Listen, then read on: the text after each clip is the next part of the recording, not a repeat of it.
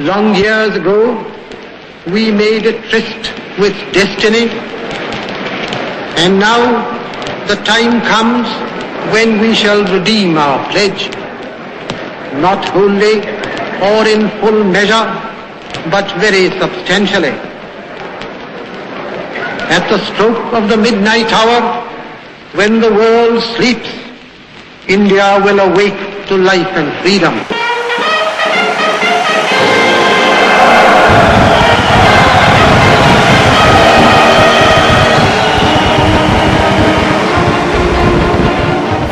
Pandit Jawaharlal Nehru in New Delhi at midnight on the eve of independence in August of 1947.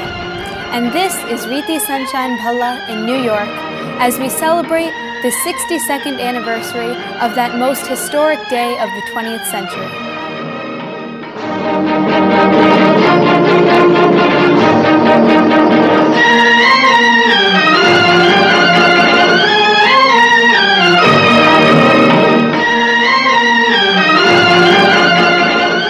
India gains independence. On August 15, 1947, this was the headline in a British newspaper, and they called it the greatest headline of the century. It all started with the Indian Rebellion of 1857, the first war of independence. It began on May 10th as a mutiny of sepoys of the East India Company in the town of Meera, and soon erupted into civilian rebellions in other parts of India. The rebels quickly captured large parts of the northwestern provinces, including Delhi, where they installed the Mughal ruler Bahadur Shah Zafar as the Emperor of Hindustan. The British response came rapidly as well. By September 1857, Delhi had been retaken. Nevertheless, it took the better part of 1858 for the rebellion to be completely suppressed. But meanwhile, the rebel leaders Nana Sahib, Rani Lakshmibai of Jhansi, Mangal Pandey, and Dantia Tope had created a great sense of nationalism and a quest for independence.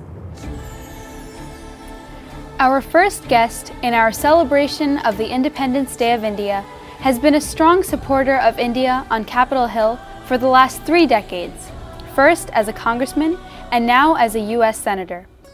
He is a member of the Senate India Caucus and voted for the U.S.-India Nuclear Accord. Over the years, he has been tireless in his pursuit in building strong relations between the world's oldest democracy and the world's largest democracy. Our senior senator from the state of New York has also been a great friend of the Indian American community and has been a regular guest in our celebration since 2006. Senator Schumer, welcome to our program. Well, thank you for inviting me, Riti. I'm really honored to be part of this celebration today. Thank you very much. On this special occasion, what could be a greater honor for the Indian American community all across the U.S. than being joined by both senators from the state of New York? I'm truly proud to welcome our new senator from the Empire State, the Honorable Kirsten Gillibrand. Senator Gillibrand, welcome to our celebration. Thank you, Riti. It's a real honor and privilege to be here with you today. Thank you. Senator Schumer, let me first ask you, what comes to your mind when you think of India, especially on this 62nd anniversary of our Independence Day? Well, I think of the similarities between India and the United States.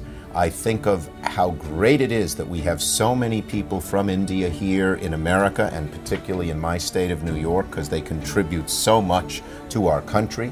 I think of the similar history and the similar values, 2 great democracies. India is the world's largest democracy, America is the world's oldest democracy, and both of us have never forgotten our history and where we come from.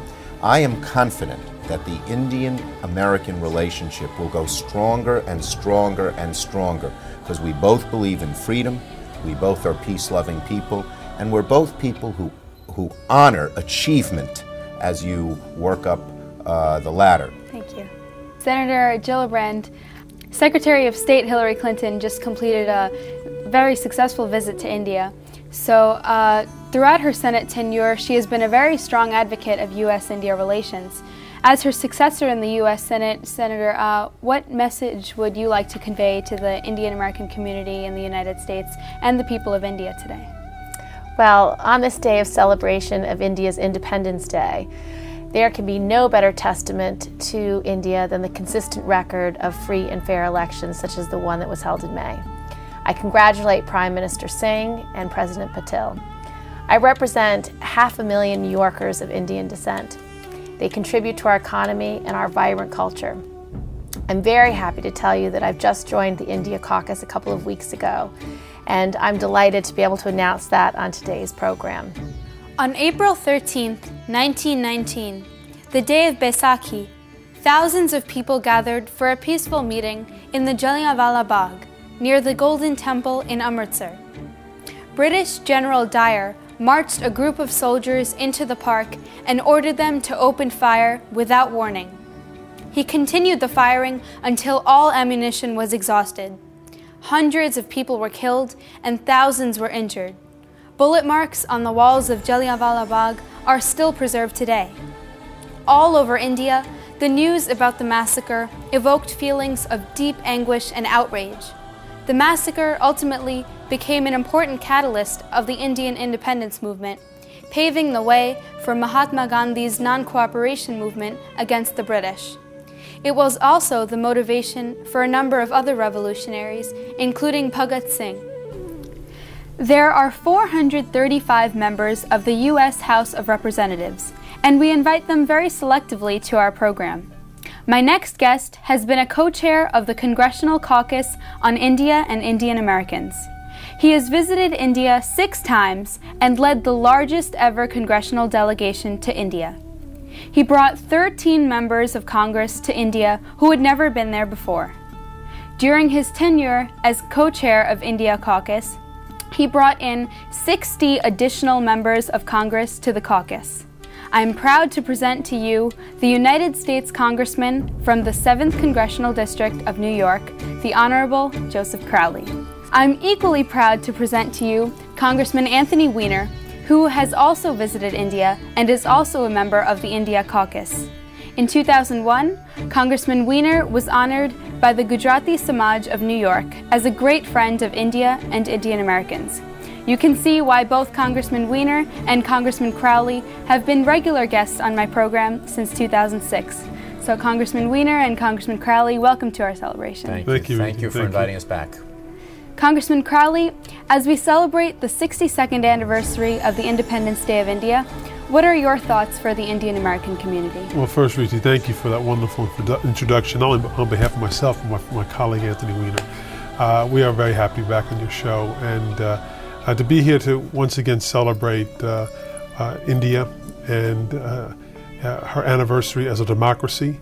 You know, India finds itself in a part of the world where democracy is little appreciated, bordering China, near Russia, near many of our friends in the Middle East, and has really been a shining example, I think, over these especially in these last few decades, as to what the benefits of democracy can be for a country and for its people. To watch India go through especially these last 2 elections, and to see the volume of people that vote throughout those weeks, it really is, I think, a great tribute to the founders of modern India and their dedication to a democratic state. Thank you, Congressman Crowley.